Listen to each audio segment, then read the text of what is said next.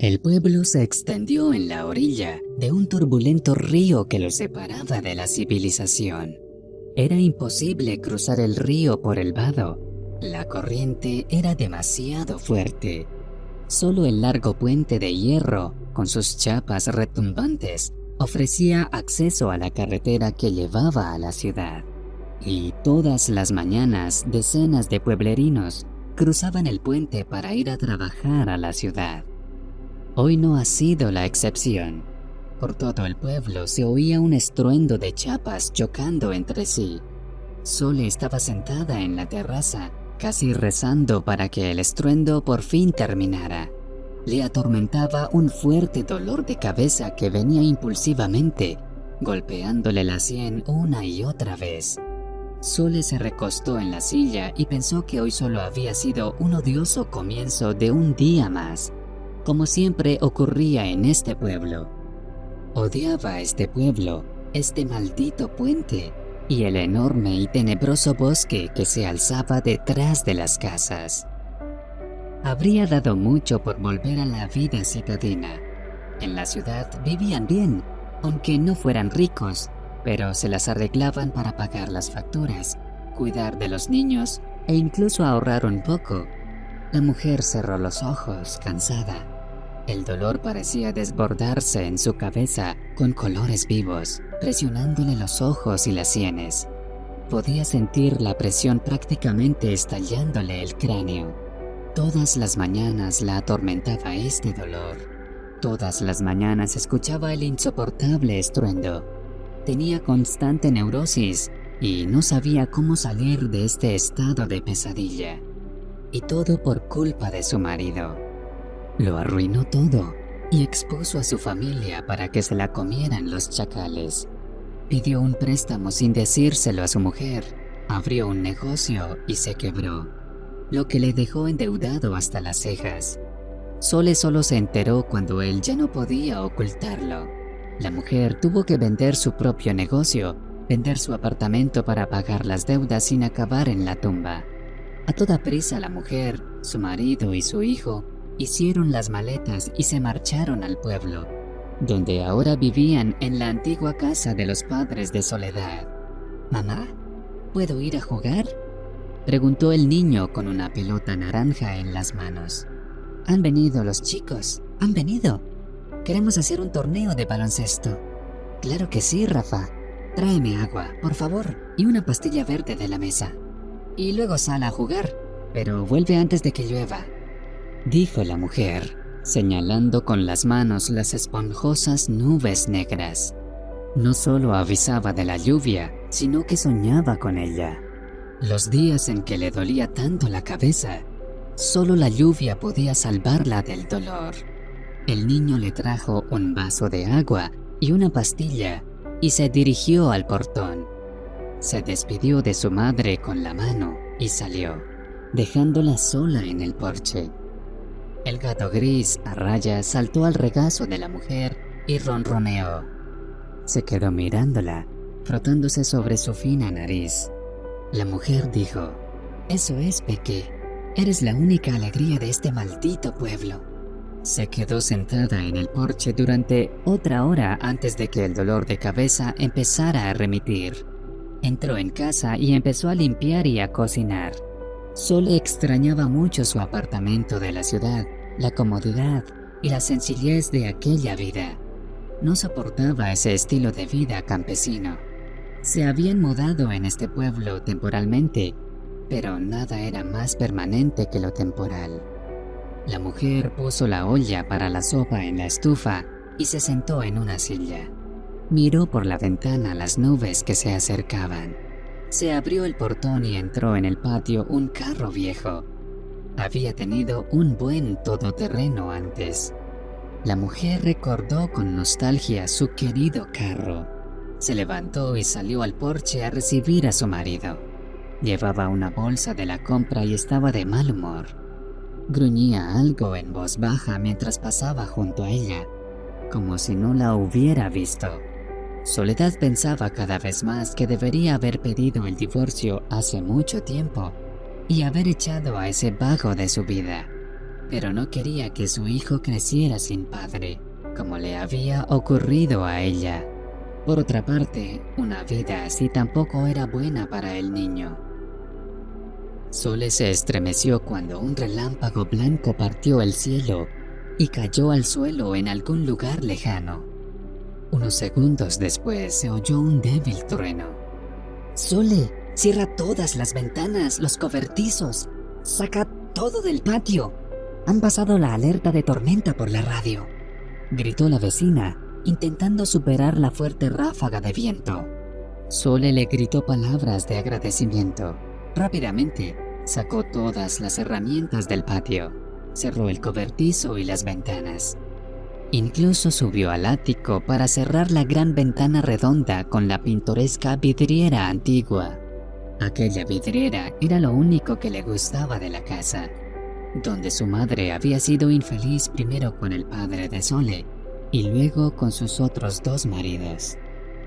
Sole recogió a su hijo de la calle y entraron juntos en el patio, cerrando el portón con un esfuerzo. El viento arreciaba y el tiempo entre los relámpagos y los truenos se acortaba.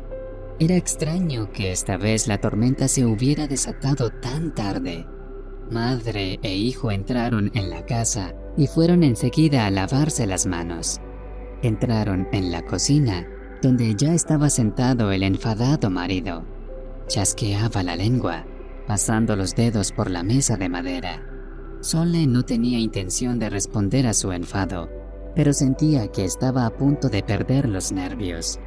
Se sentaron ante sus platos y empezaron a comer. Pero entonces, con todas sus fuerzas se oyó un estruendo y las ventanas se estremecieron. El niño dio un respingo de sorpresa. Un fuerte aguacero siguió al trueno. El río va a desbordarse, ya lo verás. Mañana no podré pasar por el puente. Todo estará bajo el agua. Solo que al jefe no le importará en absoluto los problemas que tenemos aquí. Para él no somos seres humanos, somos prescindibles. ¿Por qué nos tocó este infierno? No es un lugar para vivir. El hombre gruñó bruscamente. Evidentemente estaba muy enfadado. Seguramente había vuelto a alterarse de camino a casa y ahora todos a su alrededor tenían que sufrir las consecuencias de su mal genio. Sole lo miró. No soportaba verlo así de enfadado. Pero el hombre continuó. ¿Tus padres no podían haberse instalado más cerca de la ciudad? Ahora estamos atrapados aquí. Deberías mostrar algo de respeto por la memoria de mis padres. Si no tuviera su casa, nos habríamos quedado en la calle. Fuiste tú quien nos hizo perder todo. Todo lo que haces es crear problemas y quejarte. ¿Y tenemos que soportarlo? ¿Por qué no empiezas a comportarte como un hombre en vez de ser un debilucho llorón? Ten las agallas y empieza a hacer algo. Por tu culpa somos pobres y estamos muy endeudados. Es culpa tuya que tengamos que vivir en este pueblo. Así que ahora tienes que arreglarlo tú, dijo Sole con calma, aunque con cierta presión. Sole apartó el plato. La cabeza volvió a doler y se le fue el hambre. Volvió a oírse un estruendo ensordecedor. El crujido indicaba que un árbol no había resistido el aullido del viento y se había caído. El niño se levantó, dio las gracias a su madre por el almuerzo y se fue a su cuarto. Tenía miedo de estar solo en esta tormenta, pero no quería escuchar la pelea de sus padres. El hombre lanzó una mirada furiosa al chico, pero no le dijo nada. Se limitó a poner los ojos en blanco y a meter un trozo de pan en la boca. Sole miró a su marido. Estaba harta de todo aquello. No ganaba dinero, vivía de ella, encima la sacaba de quicio.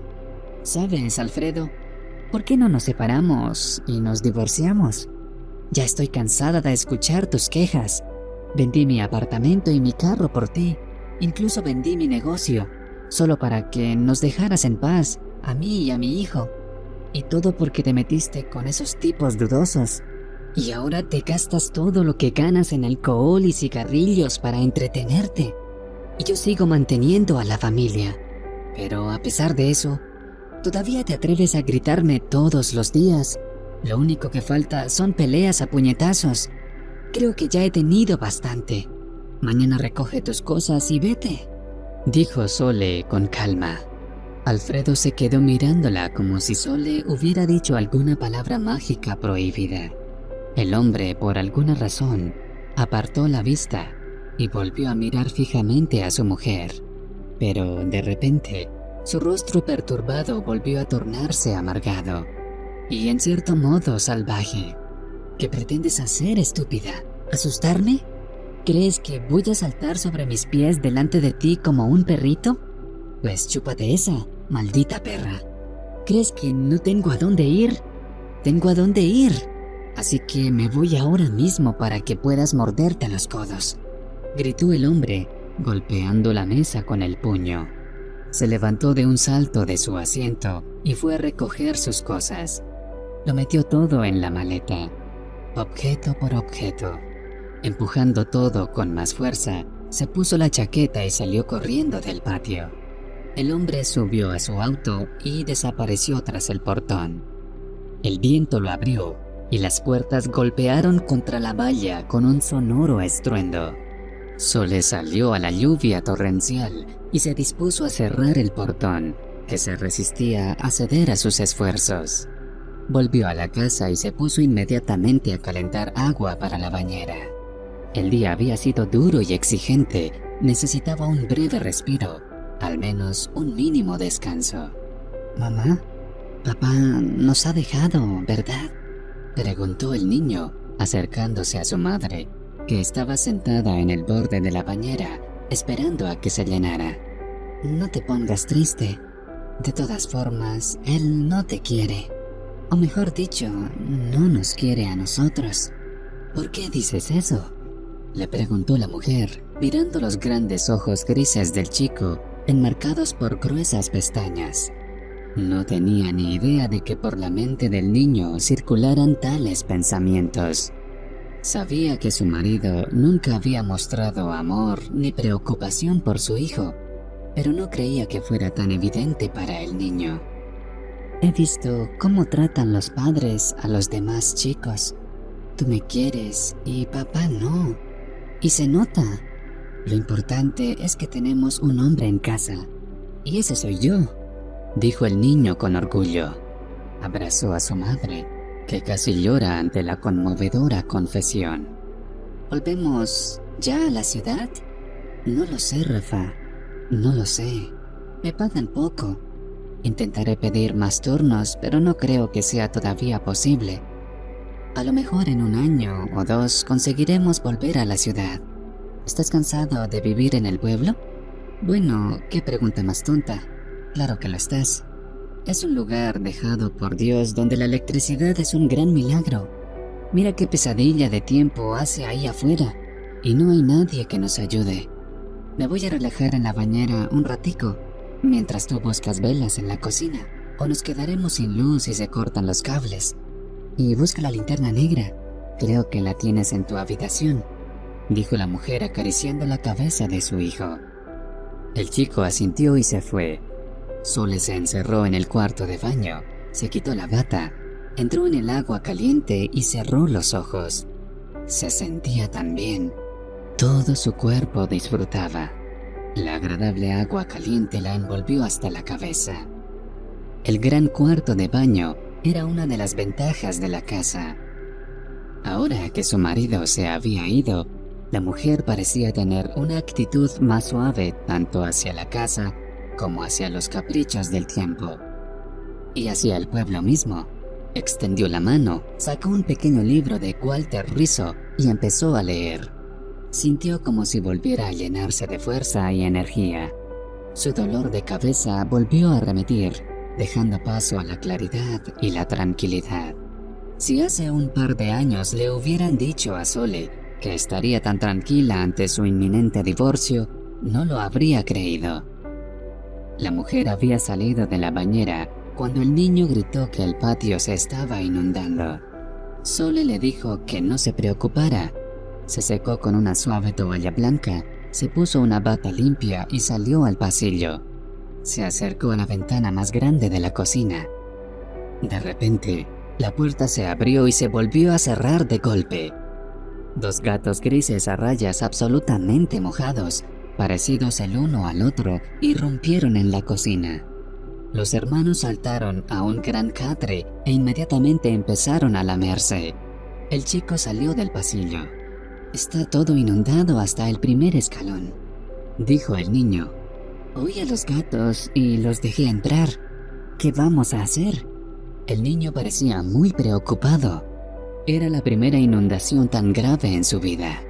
Tenía miedo, o quizás simplemente no sabía qué hacer. «La casa está sobre pilotes. Ha sobrevivido a más de una inundación. Tu abuelo, mi padre, era un buen constructor.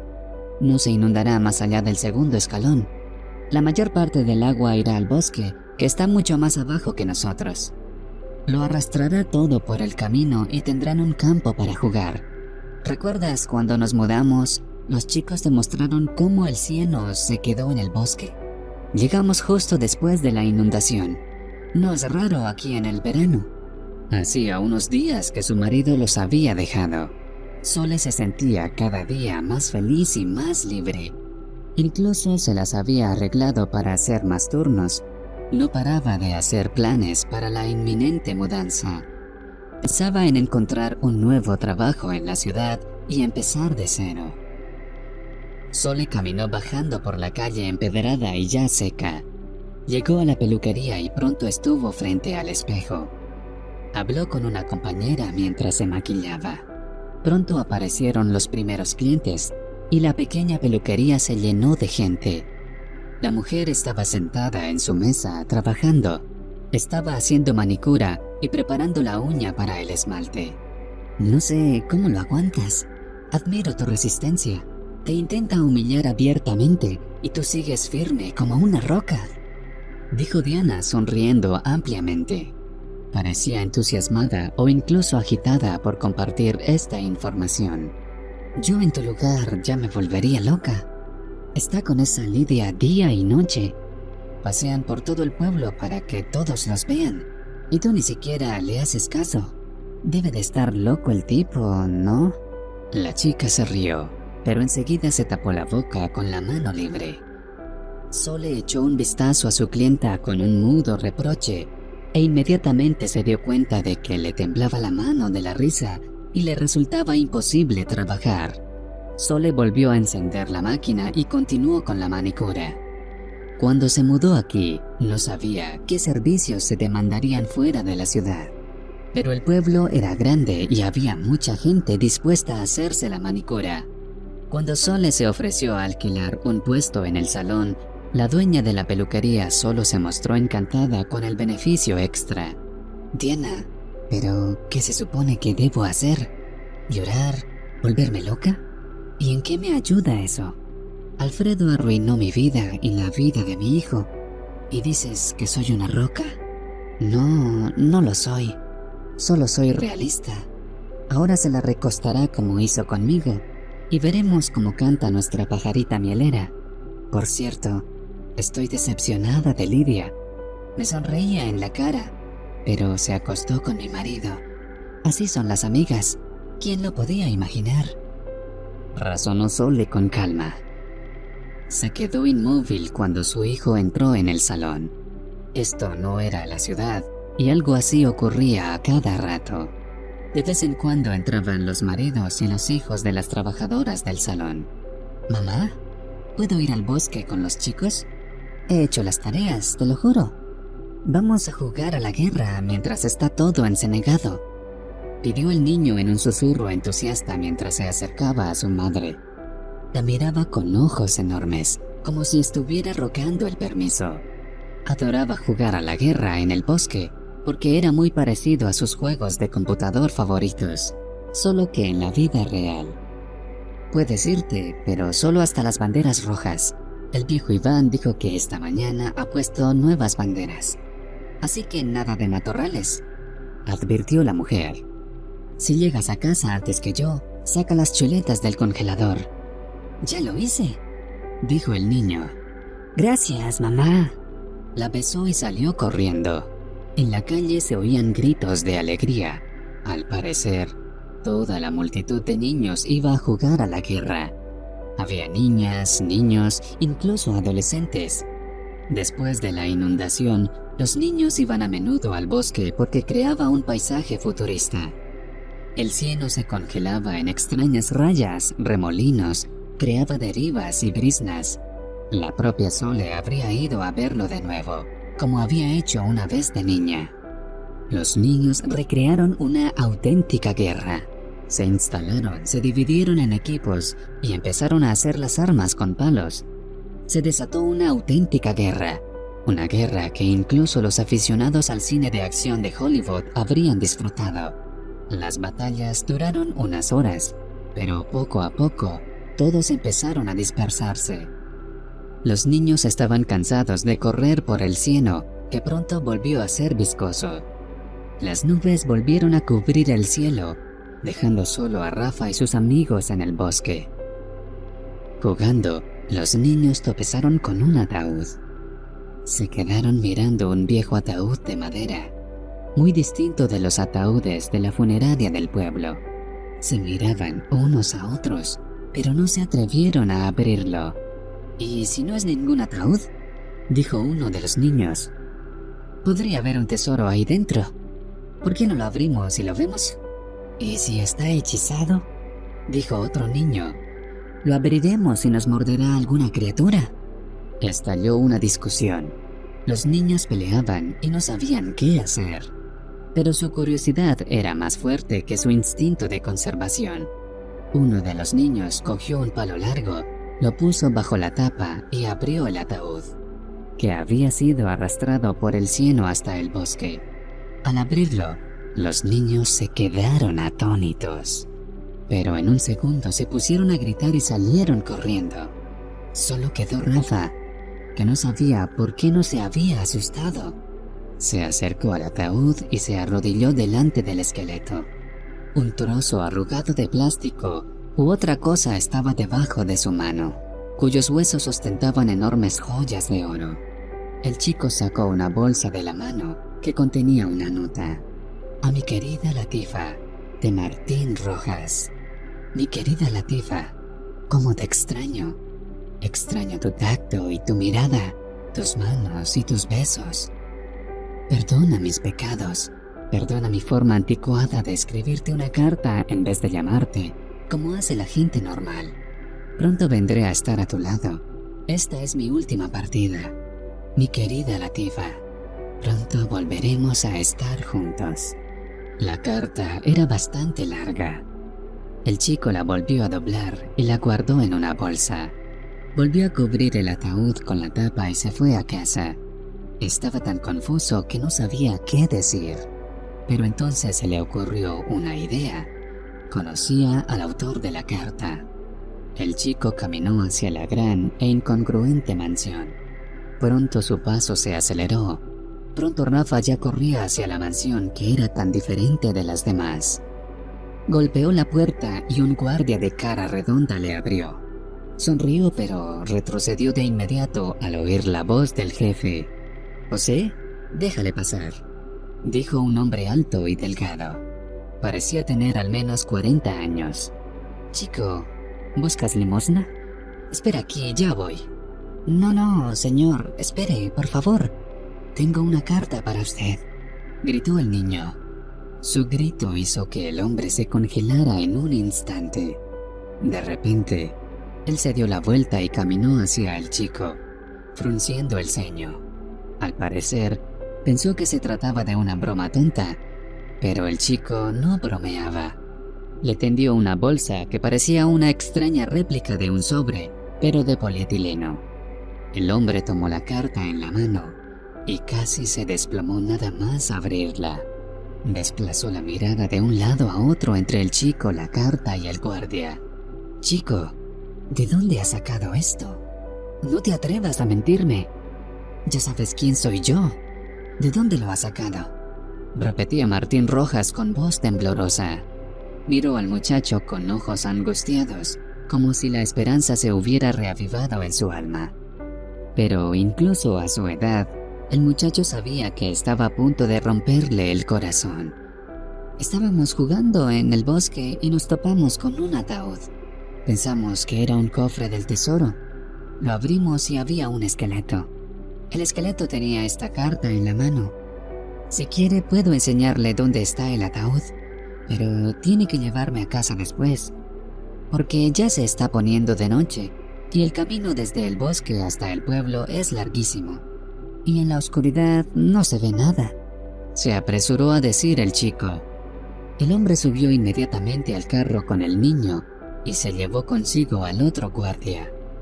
Llegaron al linde del bosque en pocos minutos, mientras empezaba a caer el crepúsculo. Rafa condujo al agitado hombre rico hasta el sitio y lo dejó solo. El hombre cayó de rodillas y lloró, haciendo señas al guardia. Este llevó al niño al carro y lo condujo a casa. Rafa se quedó junto a la valla, viendo alejarse el carro de alta gama. No sabía qué estaba pasando. «Rafa, entra ya, que ya llegas tarde», gritó su madre asomándose por la puerta. «Vamos a cenar antes de que se enfríe». La mujer volvió a entrar en la casa y fue a la cocina a terminar la ensaladilla. El chico entró y se dio una ducha para quitarse la mugre del bosque. Volvió con su madre y le contó todo lo que había pasado esta tarde. Sole estaba tan conmocionada que al principio no pudo ni pronunciar palabra. Se limitó a mirar a su hijo y no podía creer que niños de esa edad fueran capaces de hacer cosas así.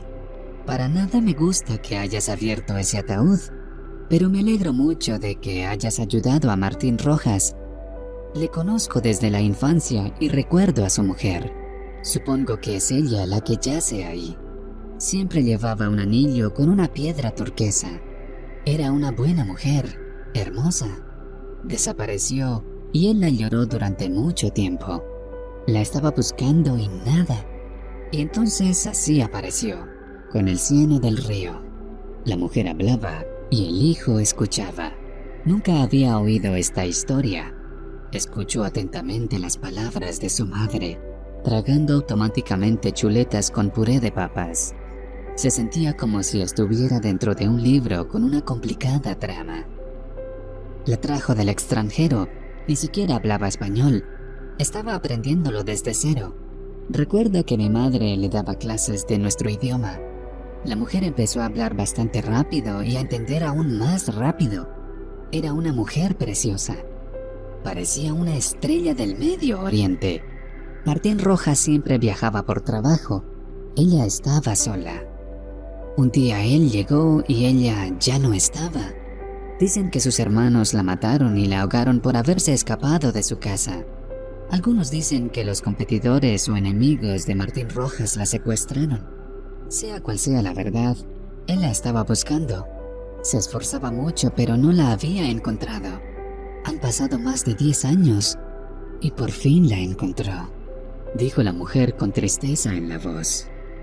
Pensó en que el amor de verdad no solo estaba en los libros, aunque tuviera un final tan triste. Una tarde, pocos días después, ella y su hijo estaban en la sala de su casa. La mujer bordaba en un gran telar, sentada en un sillón, y el hijo dibujaba. Al fondo funcionaba un televisor con una película de aventuras. Estaba hablando y bromeando. Pero entonces, ambos se quedaron helados cuando llamaron al portón. Sole se levantó, se puso la chaqueta y salió a la calle. Volvió a casa con aquel delgado hombre rico que llevaba una especie de bolsa en la mano. De repente, el hombre se volvió hacia el chico y le asintió como dando las gracias. «Entre, le voy a traer un café», dijo Sole, encantada con su viejo conocido. «Sole, ¿cómo has crecido? No sabía que era tu hijo. He estado encerrado en mi casona y no he visto a casi nadie. ¿Te habrá contado lo que encontró en el bosque? Todo comprobado. Es Latifa, mi Latifa. No puedo creer que le haya sucedido eso. La he estado buscando durante años y debe haber estado en el río todo el tiempo. O tal vez fue arrastrada fuera de la tierra por el agua. Siempre llevaba esa carta con ella. Supongo que la sostuvo en sus manos antes de morir. Estoy mal, Sole. Terriblemente mal. No puedo quedarme a tomar el café. He venido a despedirme y agradecer a tu hijo su ayuda. El hombre vaciló, como si se tratara de encontrar las palabras. Pero al cabo de unos segundos continuó. Me voy para siempre. No tengo nada más que hacer aquí. Y esto es para darles las gracias por todo. Tú también aprovecha para irte de aquí. Los jóvenes no tienen nada que hacer en este pueblo. Se despidió de ellos, dejó su bolso y salió de la casa. Madre e hijo acompañaron al hombre hasta el portón. Él subió al carro, le saludó con la mano, sonrió. El carro se marchó. Sole volvió con Rafa a la casa. Creyó que en el bolso había libros y cuadernos de su madre, algo memorable. Pero cuando abrió el bolso se quedó boquiabierta. Estaba repleta de fajos de dinero. Incluso tuvo un pequeño mareo por sentir que una suma tan grande estuviera en sus manos. Los ojos del niño se desviaron hacia su madre, luego hacia el dinero, luego de nuevo a su madre. Ella se sentó en el suelo frente al bolso lleno de dinero y miró a su hijo. Ha pasado un año desde que el hombre dejó una enorme suma de dinero como recompensa para la mujer y su hijo. No le han vuelto a ver, pero han conseguido rehacer sus vidas. Sole acabó vendiendo la casa de sus padres e ingresó hasta el último centavo del dinero en su cuenta bancaria. Compró una casa en la ciudad, matriculó a su hijo en un prestigioso colegio privado. El dinero le habría durado toda la vida, pero no se quedó de brazos cruzados y abrió su propia cafetería de postres. Le encantaba llevar el negocio, ver a los clientes entusiasmados y simplemente hacer lo que le gustaba. A veces se sentaba en su despacho y pensaba cuánto podía cambiar la vida en una noche. Hace un año apenas llegaban a fin de mes, y ahora podía vivir con su hijo y ser libre para hacer lo que quisiera. Incluso había visto una vez a su exmarido con su nueva mujer y nuevo hijo. Había ido al pueblo a recoger las últimas cosas que había dejado temporalmente en casa de su vecina. Sole iba muy guapa, bien arreglada y en un carro nuevo. Esto enfureció a su exmarido, que no podía ocultar su envidia e irritación. Al marcharse, dijo que ella se estaría mordiendo los codos, pero en realidad resultó ser diferente.